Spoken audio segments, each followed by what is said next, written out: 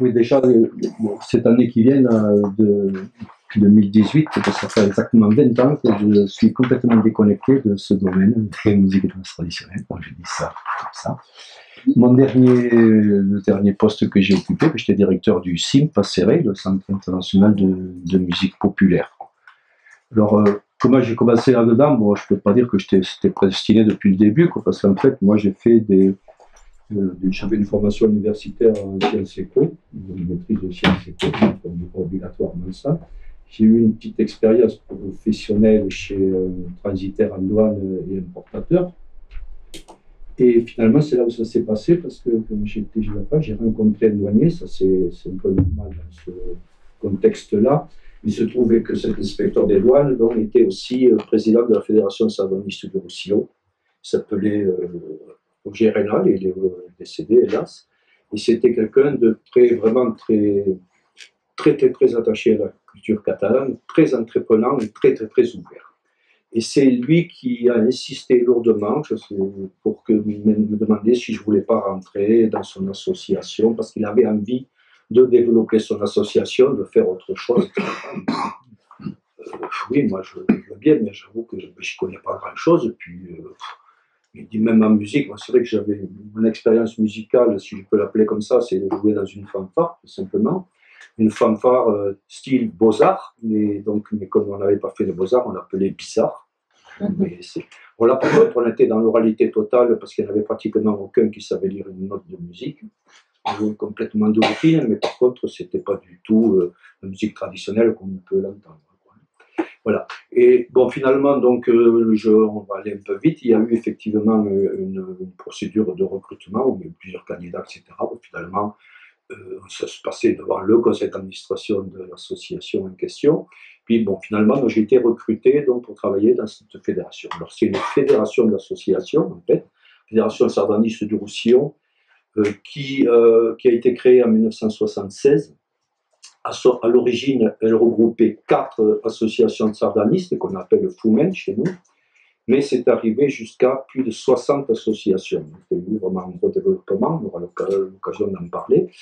Et puis donc, il était question de développer les activités et tout ce qu'on allait faire là-dedans, avec justement, grâce à la personnalité de ce président donc, très ouvert, qui était Roger Reynal, donc qui m'a permis, entre autres, de me former. Donc j'étais là, comme beaucoup d'autres, donc justement, j'ai pu bénéficier des enseignements de Jacques Chéronneau à Nanterre et à l'école de hautes études. Mais j'ai suivi aussi à peu près à la même époque, parce que j'étais avec les mêmes personnes que tu dis. Oui, en tout cas. Oui. Et après bon, j'ai aussi fait divers stages au musée des ATP, toujours avec Chéronneau, qui avait fait un groupe sur les cases classificatoires des machines, des trucs comme ça. Après, à la Phonothèque nationale, puis au musée de l'Homme aussi, où là j'ai eu l'occasion de voir ce film sur les arrêts, je crois c'était ceux qui jouent ces flûtes de pan, là, et puis avec des instruments et puis platoniques, et pentatoniques, etc. Et c'était vraiment passionnant. Bon, voilà, j'ai toute une période de formation comme ça. Puis, avant l'entrée sur le terrain. Avant l'arrivée sur le terrain. Oui, non, mais ça, je vais en parler tout à l'heure. Le collectage, bon, alors chez nous, c'est très différent. Bon, tant pis, on va faire une petite parenthèse, je vais essayer de faire vite. Les années dont on parle, là, des années 60 à 90, chez nous, je peux le dire en Catalogne, c'est vraiment l'apogée du mouvement sardaniste. Et quand je dis l'apogée du mouvement sardaniste, j'ai pris quelques chiffres pour que ce soit bien clair. Ça veut dire que pendant ces 4 décennies, chaque année, il y avait plus de 100 cobles en activité. Il faut savoir qu'une coble, c'est entre 11 et 13 musiciens. Les deux, Catalogne Nord et Sud, hein, quand même. Bon. Et quand même, on multiplie par 11 ou 13 musiciens, ça fait quand même plus de 1100 musiciens en permanence tout le temps. Il y avait, en même temps, chaque année, comme ça, on savait qu'il y avait 800 compositeurs en vie.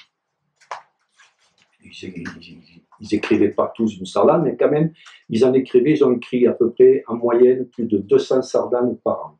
Au total, je crois que maintenant, il y a une association qui s'appelle Confédération sardaniste de Catalogne, qui est à Barcelone, qui en a dans ses archives 29 700 sardanes, plus 1900 œuvres pour corps.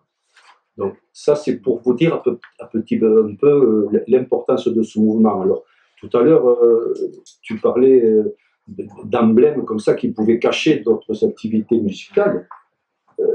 Là, je veux dire, nous, des emblèmes, on en avait un paquet. On en avait un paquet parce qu'en plus, cette tradition donc, de la sardane et de la coble, c'était pas né de là de maintenant, hein, c'était le milieu du 19e quand même. Et c'est-à-dire que depuis le milieu du 19e, on était passé à de la musique écrite, ce qui amènera un certain nombre de problèmes, de questionnements en tout cas entre l'écriture et l'oralité.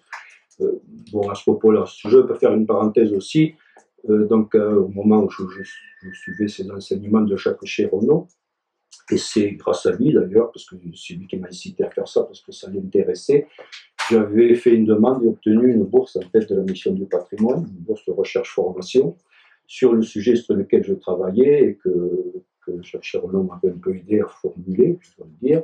Et si je me souviens bien, c'était à travers l'exemple de la coble catalane, montrer le caractère inopérant des opérations dualistes, des oppositions dualistes, oral-écrit, tradition, modernité, enracinement, universalisme, etc. Donc, et tout ça pour expliquer que le collectage, pour nous à ce moment-là, c'était essentiellement de l'écrit et essentiellement des partitions. Essentiellement. Il y a aussi d'autres choses, mais essentiellement ça a été ça. Et on l'a fait vraiment de manière importante. Alors, ce qui est important aussi de dire, c'est que pour nous, le collectage, la recherche et la documentation, ça n'a jamais été quelque chose à part, tout seul comme ça.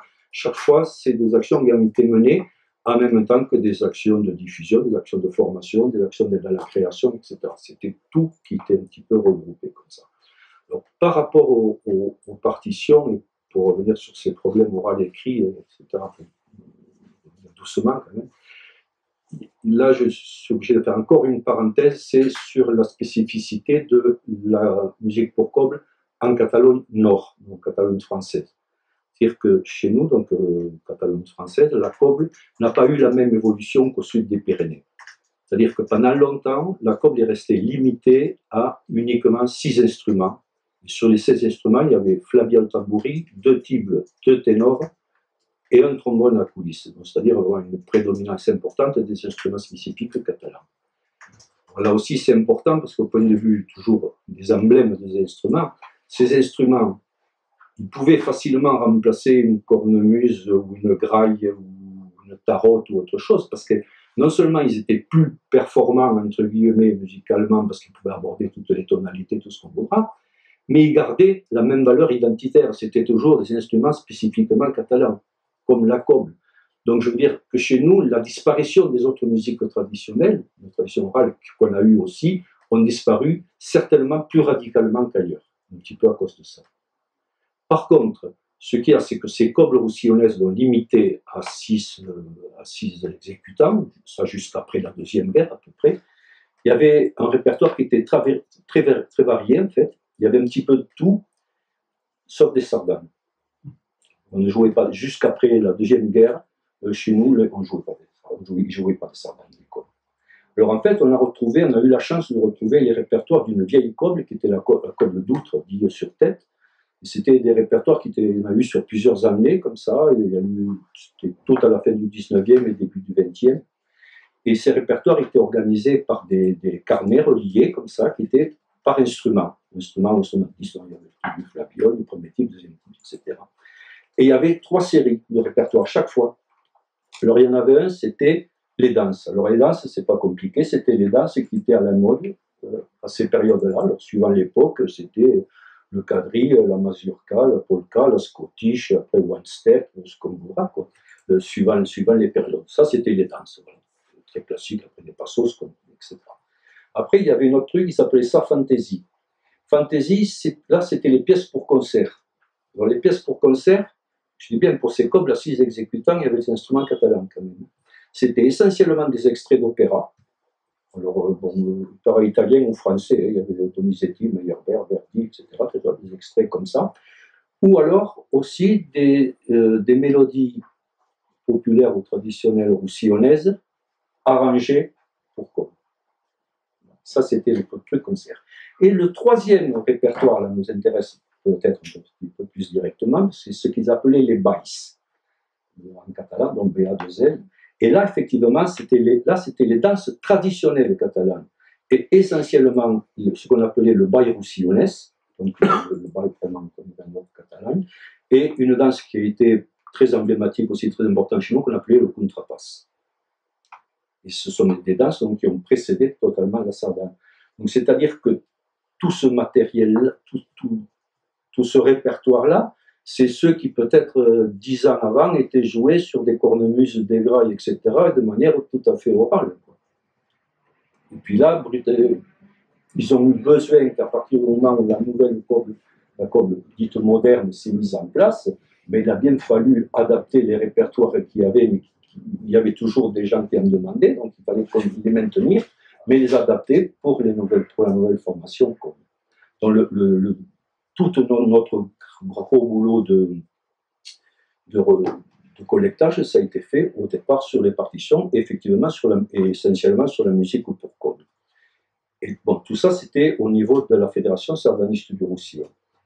Et après, cette même Fédération sardaniste du Roussillon, à partir de là, s'est créée une autre association qui s'appelait l'IMPEM. L'IMPEM, ça veut dire Institution musicale populaire d'Europe et Méditerranée. Donc, là, c'était l'Institution musicale populaire d'Europe méditerranéenne. Donc, on voit bien qu'il y avait un désir d'élargissement comme ça. Et puis après, il y aura encore une autre association, la dernière où j'ai travaillé, qui était le CIM, Centre international de la musique populaire. Alors, là aussi, on voit bien qu'avec rien que les intitulés, Institution musicale Europe Méditerranée de l'un, Centre international de l'autre, donc vous voyez bien qu'on voulait quand même déborder de l'ère culturelle uniquement catalan, ça c'était la première évidence. On remarquera aussi qu'on a été très très prudent à ne pas utiliser le mot traditionnel, donc les deux fois on a préféré populaire. Ça, pour éviter un tas de discussions comme ça. Et puis, bon, quand même, c'est à partir de là où un petit peu toutes les choses se sont mises en place.